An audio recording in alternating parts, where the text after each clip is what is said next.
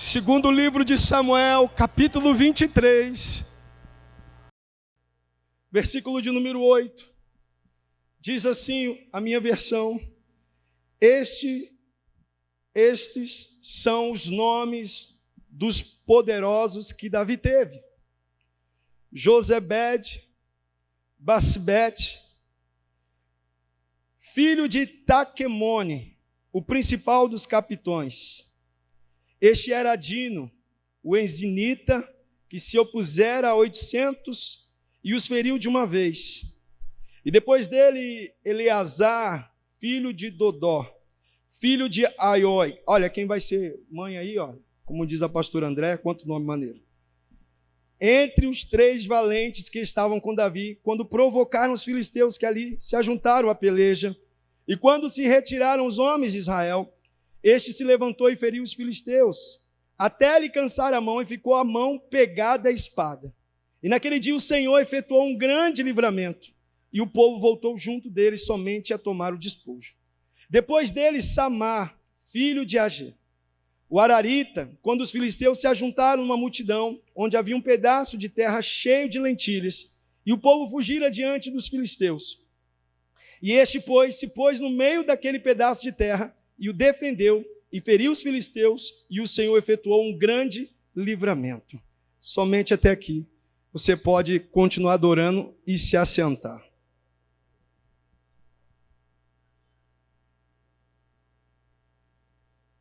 Eu queria, diante desse texto que estamos debruçados,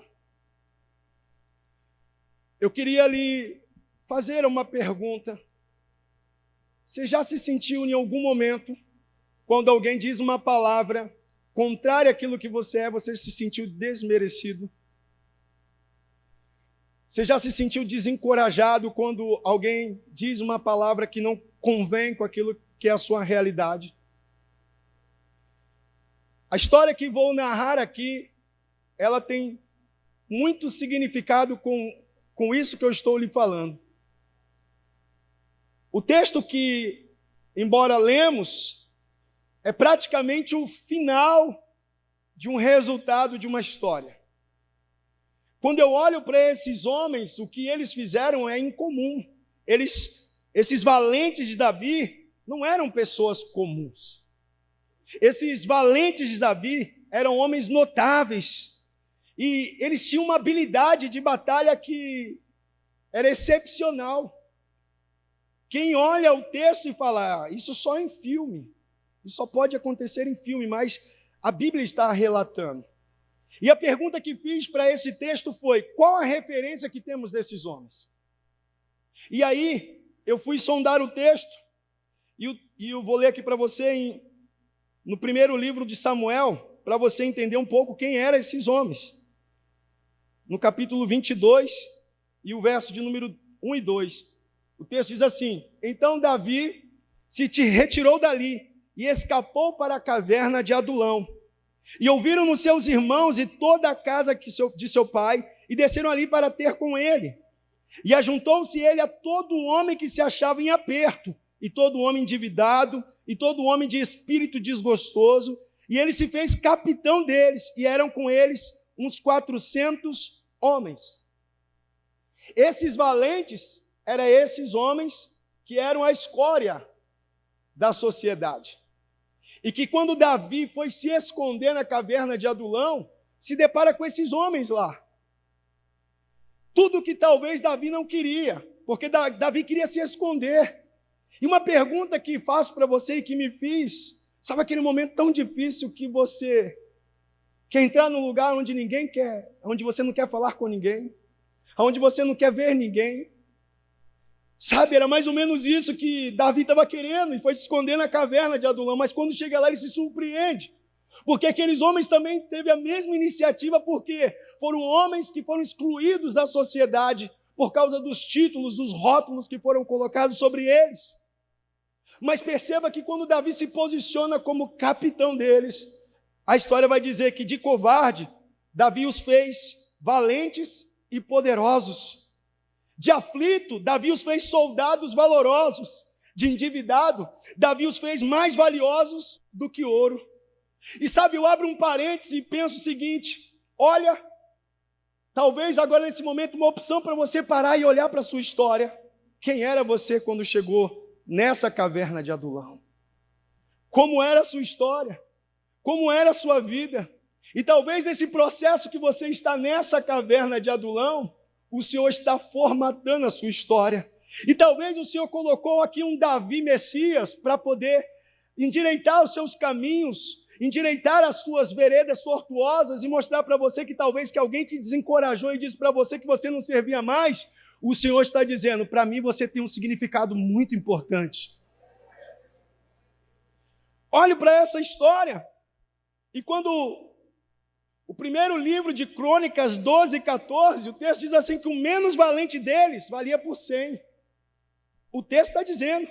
E o mais corajoso valia por 1000. Esses homens eram aqueles que a sociedade não deram nada para eles.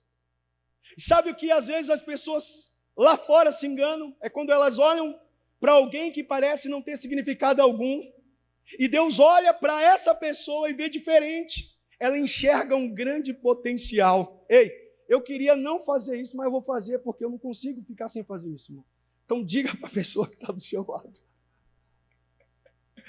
Diga para essa pessoa do seu lado: talvez alguém desacreditou de você. Olha, eu vou falar de novo para você falar, para dar uma melhorada. Também fala assim: talvez alguém desacreditou de você. Se você puder agora dar uma balançadinha nele e diz assim: ó, mas eu conheço alguém que mesmo você sendo uma pedra bruta, ele acredita que você é um potencial.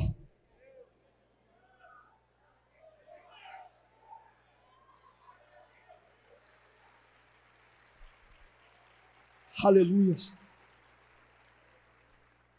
E o texto vai relatar que a história continua e as pessoas vão chegando, vão se achegando àquela caverna. Eram pessoas endividadas, eram pessoas tortuosas, mas elas iam se chegando lá. E sabe, de fato, querido, quando eu te falei como você chegou aqui, eu também parei para pensar na minha história. E eu me lembro quando eu cheguei, ainda lá no Bom Clima. Eu me lembro as coisas que o Senhor foi ministrando no meu coração. Eu era alguém sem perspectiva. Eu era alguém que não sonhava, porque era difícil. Passei um momento difícil no casamento, quase se separamos. Foi bastante difícil. Sabe, eu olhava, a condição financeira não batia, não fechava a conta.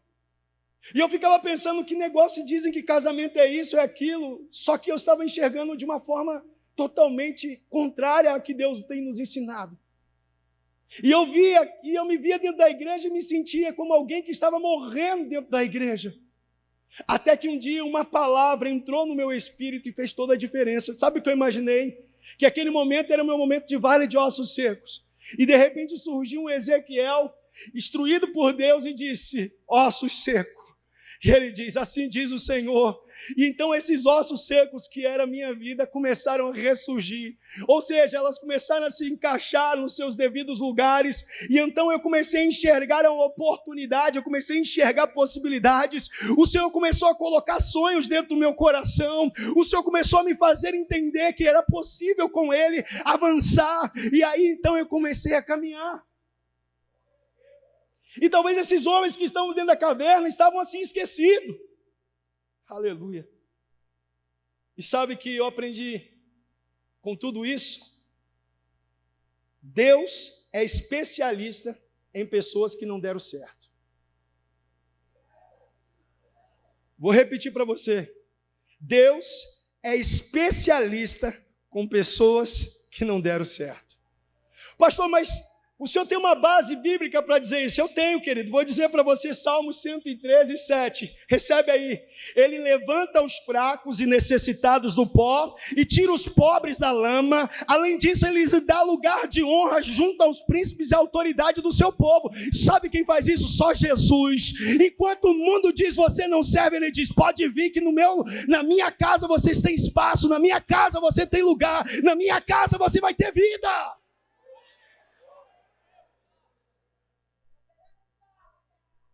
Aleluia. Mas eu precisava me deter em alguém para falar. E eu olho para um dos valentes que me chama a atenção, e esse valente que me chama a atenção, eu comecei a analisar a história dele. E comecei a olhar a cultura de Israel, a cultura judaica, e é perceptível que todos que nascem lá, eles dão um nome, e esse nome tem um significado. Por exemplo, Moisés, que foi a própria filha de Faraó que resgatou e deu o nome de Moisés, tirado das águas. Um dos filhos de José, o Manassés, que diz, Deus me fez esquecer de todos os meus sofrimentos. O outro filho dele, o Efraim, Deus me fez prosperar na terra de aflição. Só que quando eu vou olhar para o nome de Samar, que é o terceiro valente, esse Samar, o nome dele significa desolação. Pense em alguém que tem o nome de desolação, nome de ruína, o nome de coisa ruim. Era o nome desse camarada. E eu me fiz a pergunta, como é que pode esse homem se tornar um guerreiro de destaque? Se carregava dentro da sua alma um nível de amargura e de angústia pelo que estava acontecendo. E eu comecei a me fazer perguntas a respeito disso. Porque quando a gente tem amargura, tristeza dentro dos nossos corações, do nosso coração, meio que impede a gente de percorrer um caminho. Ontem eu estava fazendo uma leitura do Salmo 142, é uma oração de Davi, e quando chega no versículo 7, ele diz para o Senhor libertar a alma dele que estava cativa. E aquilo me chamou a atenção, porque talvez existem tantas pessoas que estão dentro da casa de Deus, estão dizendo glória, estão dizendo aleluia, mas parte da sua vida, ou seja, da sua alma, aonde os sentimentos, o seu emocional se aloja na sua alma, está cativo. Fiquei pensando nessa situação, e como que Samar podia carregar isso? Vem de uma situação onde foi desencorajado, vem de uma situação de onde a sociedade o excluiu, tantas marcas negativas, e talvez essa noite o Senhor está falando com alguém aqui, talvez você tenha carregado tantas marcas negativas, sabe? A gente vem crescendo, vem aprendendo, e lembro que algumas vezes, algumas mães, o pai, quando fica nervoso, chama o filho de burro, você não vai chegar a lugar nenhum. São registros que estão sendo colocados na alma do seu filho, que você precisa repensar. E talvez Samar estava carregando registros que desencorajavam ele a chegar a algum lugar. Sabe quando diz, você não vai chegar a lugar nenhum? Não, querido. Talvez a dificuldade daquele momento, ela não seja para te impedir, mas seja assim uma forma de Deus te impulsionar a chegar no centro da vontade dele. Samar tinha tudo isso, e eu me fiz essa pergunta, o que ele fez? E então, me veio à memória, a primeira coisa que Samar precisou fazer, foi vencer o seu próprio eu. Sabe aquele que fala dentro de você? Realmente você não vai conseguir. Realmente você não é ninguém. Realmente isso não é para você. Você não sabe isso, você não sabe aquilo. Mentira. Mentira. É mentira. Deus, quando te chamou, Ele escreveu a sua história com uma proporção totalmente diferente dessa que alguém está dizendo para você. Como assim, pastor? Olha lá o Salmo 139, 16. Ainda informe. Você ainda nem existia e Deus já estava escrevendo a sua história no livro dele. O que você está querendo dizer? Eu estou dizendo que a sua história já está escrita, querido. Que Deus já preparou as coisas para que você possa buscar, desenvolver e alcançar. Você tem a oportunidade de escolher um caminho, mas escolha o caminho de Deus. Porque o caminho de Deus tem as opções que você precisa.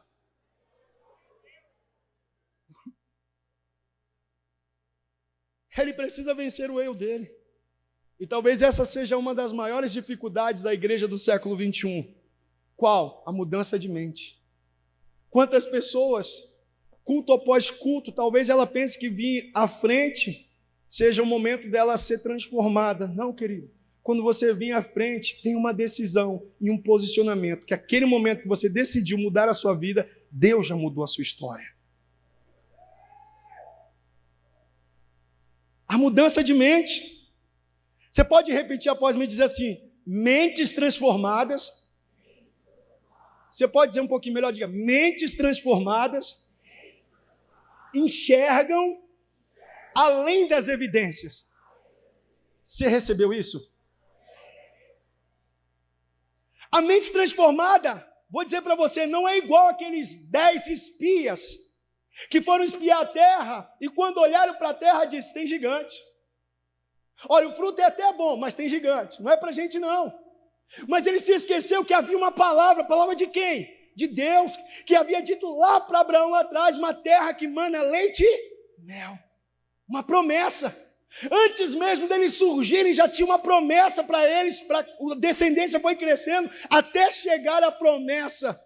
A mente transformada é como a de Josué e Caleb, que disse, que isso, Deus deu a terra para a gente, e nós vamos devorar como pão esses gigantes aí. Sabe por quê? Porque ele estava enxergando outras evidências. Deixa eu dizer para você, querido, talvez você chegou aqui no ensino médio, jovem, adolescente, dizendo, não tenho condição, querido, não tem condição talvez aos olhos natural, mas o teu Deus diz, Ageu 2, verso 8, que o Pai é o dono do ouro e é dono da prata, e eu declaro que você vai entrar nessa faculdade, você vai entrar nesse inchado,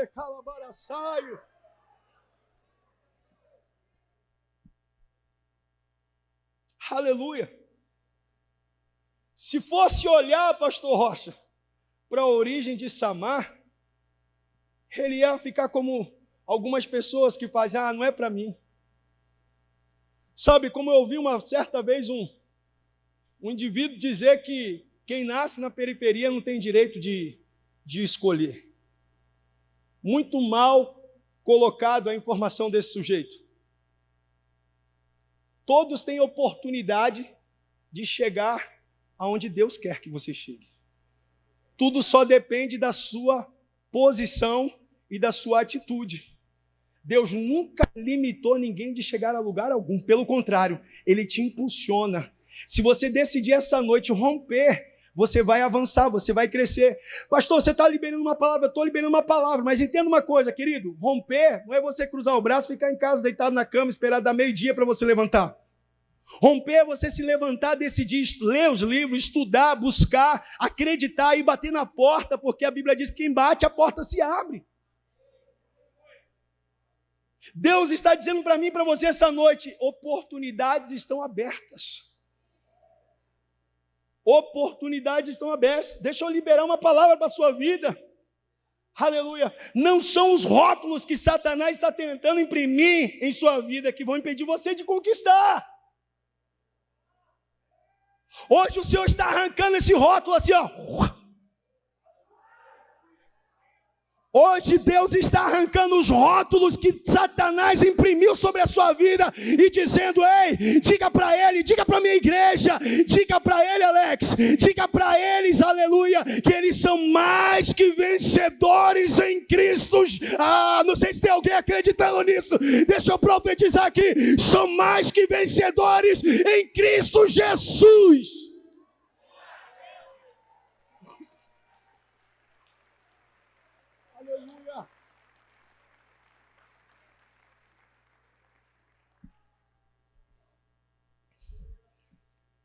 Você pode ser profeta, me ajuda aí, diga para alguém do outro lado que você não falou ainda. Não são as dificuldades que vão ditar quem você é, ou quem você vai ser.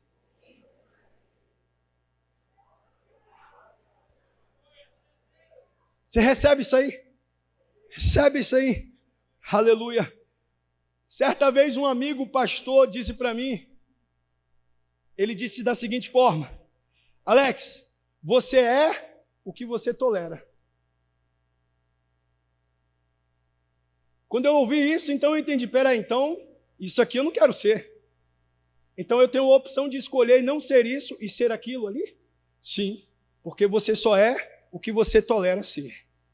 Você pode buscar, você pode melhorar, você pode se aperfeiçoar, porque Deus tem espaço para você. Deus tem espaço para você. Amém? Uma segunda lição que eu aprendo com esse homem de Deus, Samar.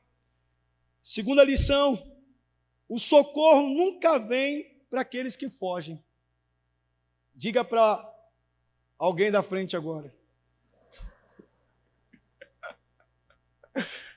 É para economizar os. Coloca a mão então na frente aí, porque os da frente não conseguem pôr. Põe a mão no Espírito aí na frente. Amém? Espírito Santo aí na frente aí, amém? Aleluia. Diga assim: socorro não vem para covarde. Vou dar uma chance para você revidar. Olha por detrás e diz assim: o socorro não vem para covarde.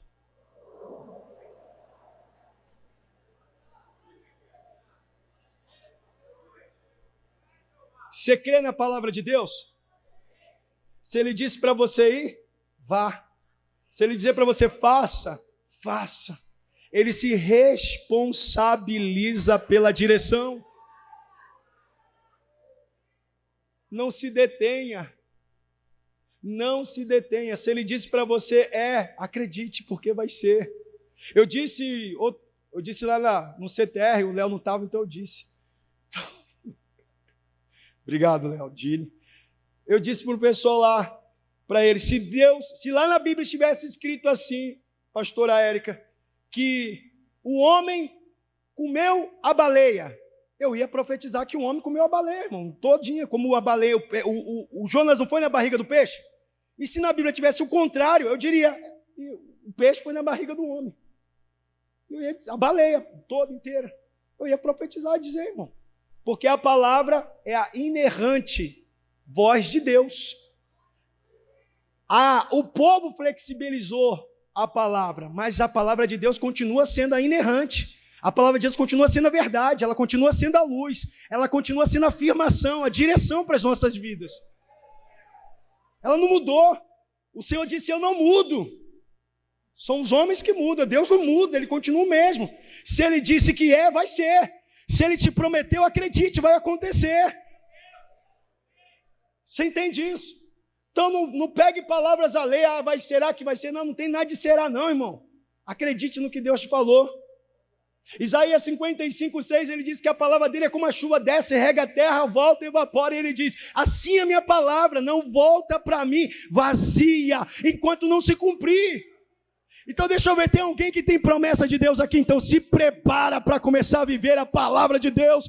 Ano de 2022 é ano que vai virar a chave, e as coisas vão chegar sobre a sua vida, porque Deus decide operar sobre a sua história. Creia. A Bíblia diz que Samar não foge da realidade. Samar não foge da realidade. A Bíblia vai dizer que ele enfrenta. Mas a Bíblia relata histórias, por exemplo, como o de Saul. Saul era rei. Saul tinha um exército. Estava acampado contra os filisteus. E a Bíblia diz que 40 dias o gigante gritava: tem homem aí? E ninguém se manifestava. Tem homem aí? Ninguém se manifestava. E eu fiquei pensando o seguinte: era um exército. O exército é para aquele momento. É arma estratégica.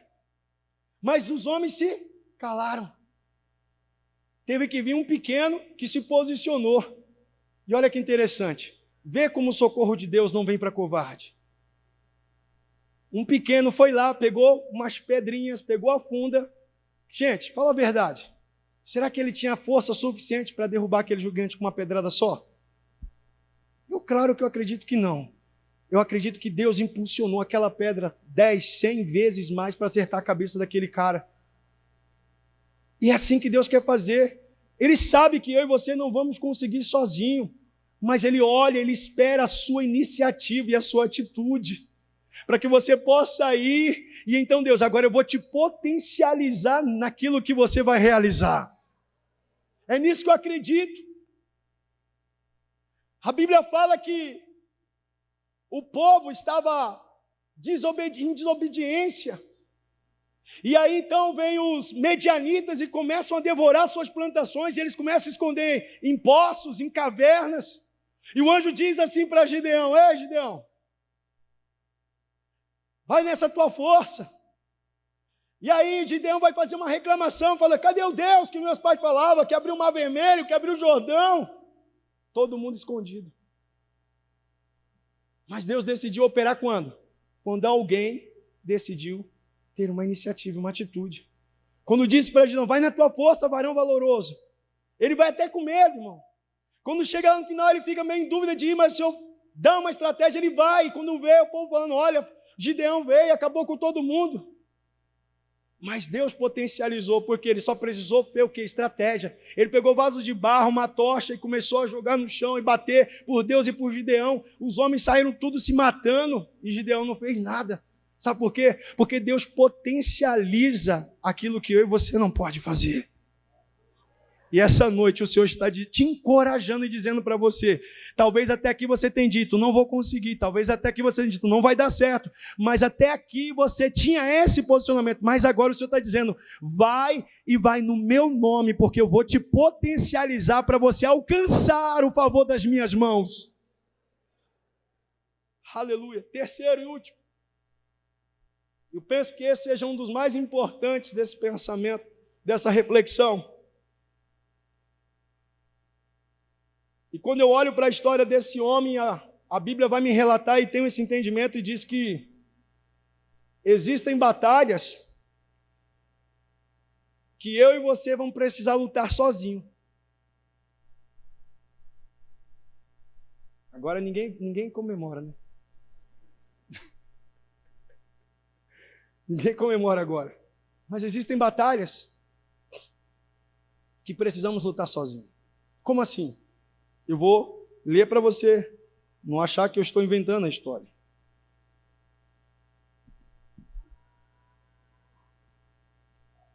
Segundo livro de Samuel, 23, lá no versículo de número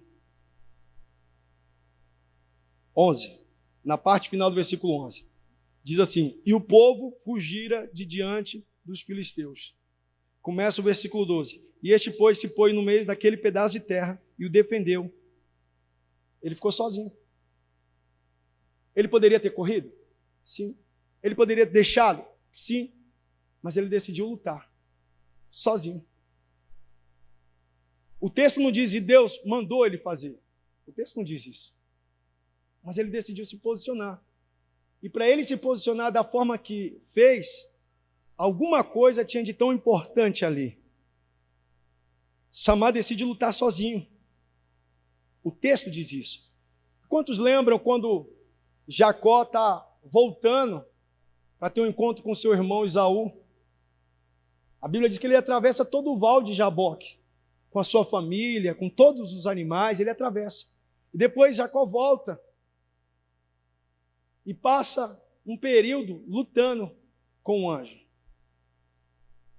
Até que naquele momento daquela batalha, uma grande revelação acontece dentro do texto, porque já ia findando a madrugada e o anjo pergunta, como é o seu nome? E até fiquei pensando, no meio da batalha eles pararam para trocar uma ideia, então, qual é o seu nome? Passa o WhatsApp aí e tal, como que vai ser? É até meio estranho, não é? Mas tinha alguma coisa de interessante dentro desse contexto. Por quê? Porque o Senhor queria mudar as características ou a personalidade de Jacó.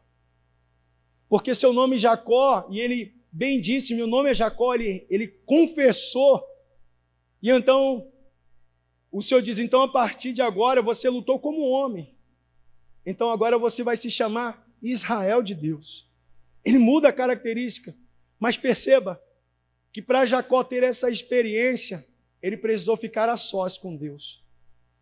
E eu penso que não é em vão quando Deus diz em Mateus 6,6, quando ele diz para a gente entrar no quarto e fechar a porta. E falar com Deus em oculto, porque o Deus do oculto nos responderá. Eu penso que a intenção não é só entrar no quarto, eu penso que a intenção é de ter uma experiência a sós com Deus.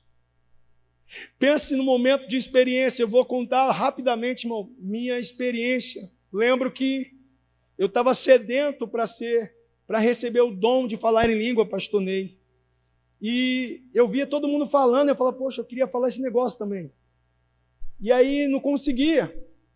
E eu decidi fazer um jejum, uma consagração. Comecei a fazer um jejum, fiquei o dia inteiro de jejum, irmão.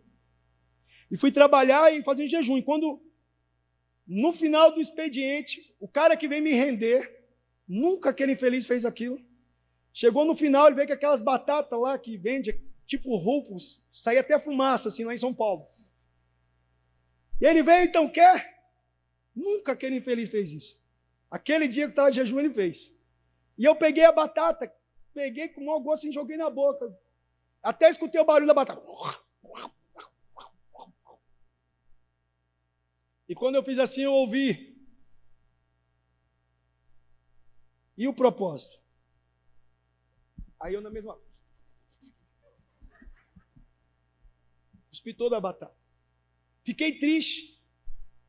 E um servo do Senhor veio e falou para mim, olha, por que você está assim? Falei, acabei de quebrar o propósito com Deus. Ele falou, fique em paz. Deus conhece a intenção do seu coração. E ele disse para mim assim, essa noite, desce porque Deus vai falar contigo. Irmão, pensa, 10 horas da noite, era às 11, era 10 horas, eu já estava no quarto. Esse é um fato muito interessante. Eu entrei no quarto e fiquei lá, abri a Bíblia e comecei a ler de joelho já. Eu me lembro que abri, o texto era Amós, capítulo 3, e o verso 7, se não me falha a memória, diz assim, que Deus não faz nada antes de revelar aos seus profetas. E aí quando eu li aquilo, eu falei, então é hoje, Deus.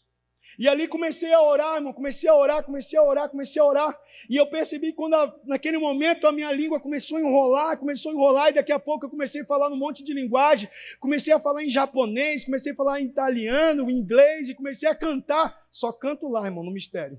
Comecei a cantar lá, cantando, e para mim parecia alguns minutos, e quando eu voltei a si, quando eu saí daquele mover de Deus, e aí eu levantei e fui tomar um banho, e quando eu vou olhar no relógio, eram 4:30 da manhã.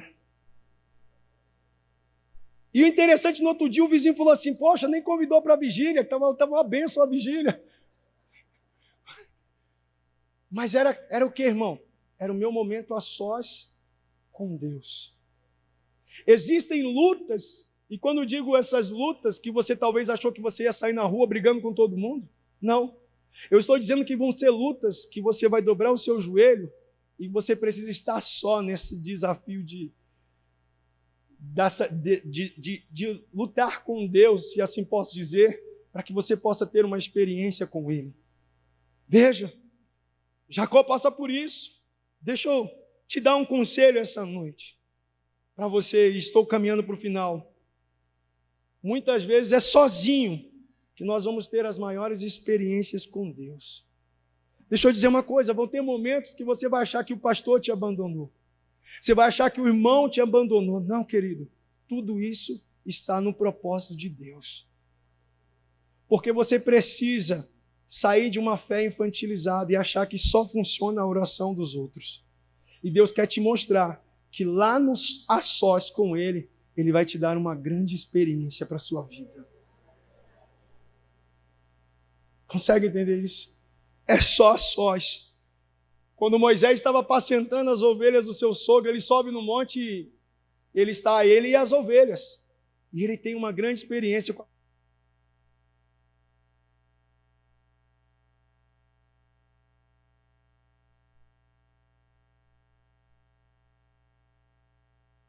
Essa noite Deus está dizendo, eu tenho saudade de você, daquelas orações nas madrugadas. Ore, canta, labá.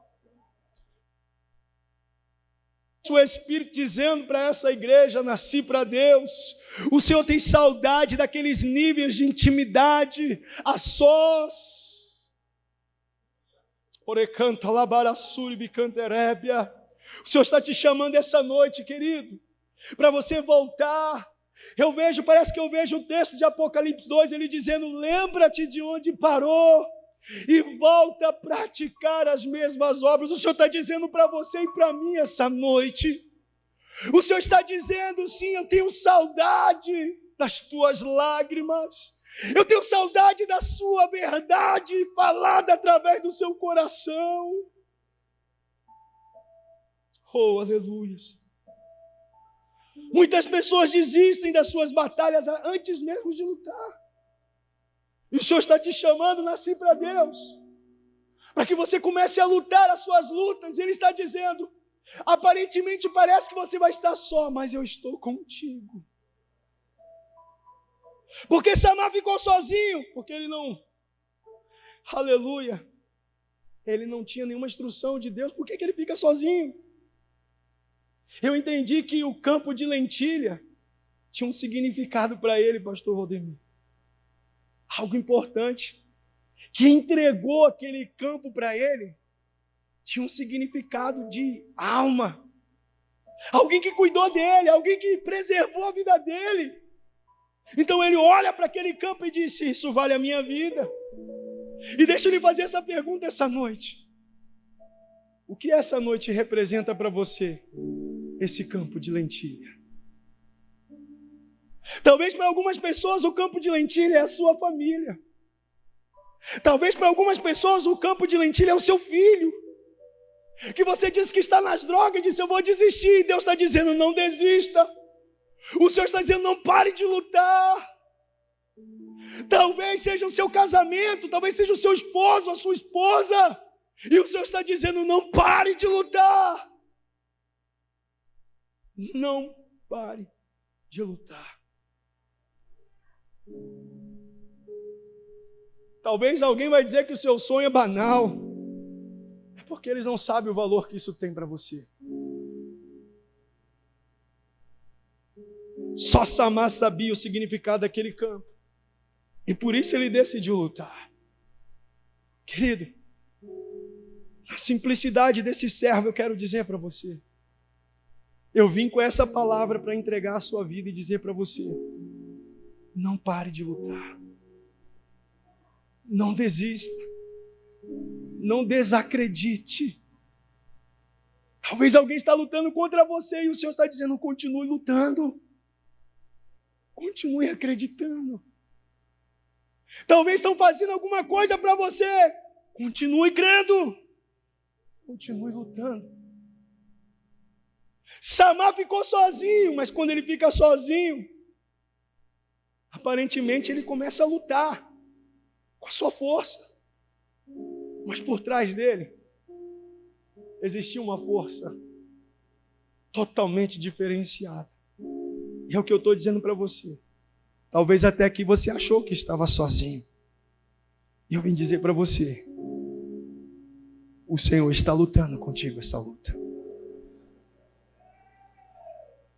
Eu tenho uma palavra para você. Não fuja. Não fuja mais. Êxodo 14, versículo 13. Quando eles olham e eu termino, você pode ficar de pé para a gente terminar.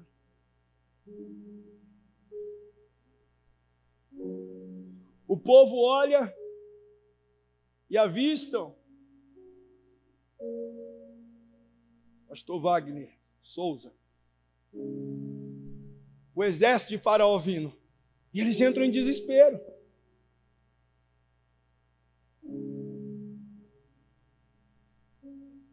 E eles começam a murmurar para Moisés, e aí Moisés se levanta, se posiciona e diz para eles: não tenha medo.